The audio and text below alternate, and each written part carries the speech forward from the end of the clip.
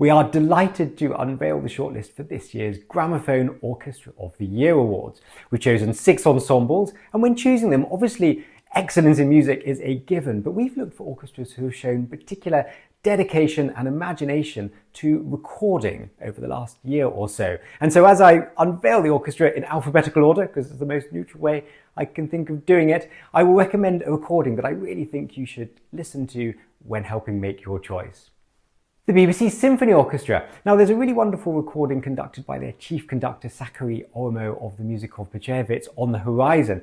But to get a sense of how superb they are in contemporary music, I would point you to an album called Mixtape, which was conducted by their principal guest conductor, Dalia Sivetska, and that really shows their versatility across a huge range of modern repertoire. The Bergen Philharmonic Orchestra. And for this ensemble, I'd really point you to a really dramatic account of Strauss's Salome, which was a recording of the month just a few months ago, and that is conducted by Edward Gardner. The Boston Symphony Orchestra. Now, for this ensemble, I would encourage you to really explore their extraordinary survey of the complete symphonies of Shostakovich plus concertos, which they began in 2015 and which has come to a conclusion, and that's conducted by their conductor, Andris Nelsons. The Finnish Radio Symphony Orchestra.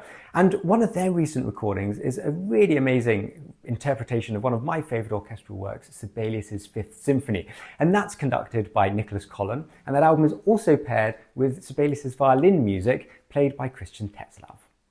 The Halle Orchestra. And here I'd point you to a recording of Britain's The Prince of Pagoda's music, conducted by their new conductor, Kachin Wong. And it's a really wonderful showcase of his instinct and their instinct for orchestral colour.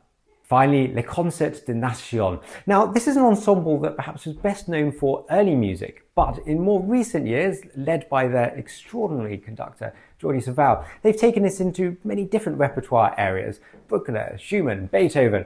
But the recording I would like you to listen to is Mendelssohn's A Midsummer Night's Dream, in which they've produced one of their characteristically lavish sets involving actors reading the text. It's a really wonderful recording and a great example of what they do.